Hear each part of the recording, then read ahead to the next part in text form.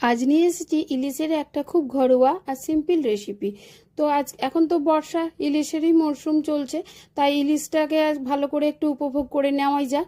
আর আমি সকাল সকাল ইলিশটাকে ভালো করে কেটে তারপরে ইলিশটাকে তেলের মধ্যে ভালোভাবে ভেজে নিয়েছিলাম। খুব বেশি ভাজিনি, তাহলে ইলিশের স্বাদটা একটু নষ্ট হয়ে যায়।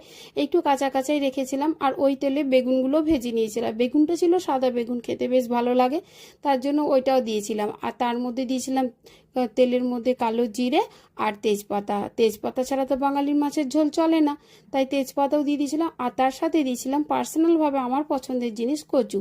সবগুলোকে ভালোভাবে কষে জল দিয়ে দিয়েছিলাম। আর কটা চেরা কাঁচা লঙ্কাও দিয়ে দিয়েছিলাম। আর যখন এগুলো সব হয়ে গেছিলো, তার মধ্যে মাছ আর ওই ভেজে রাখা বেগুনগুলো এর মধ্যে দিয়ে দিয়েছিলাম। তারপর কিছুক্ষণ ঢিমে আঁচে ফুটিয়ে দিয়েছিলাম আমার বেগুন আর ইলিশের ঝোল, যেটা কচু দিয়ে তৈরি। রেসিপিটা যদি ভালো লেগে থাকে অবশ্যই কমেন্ট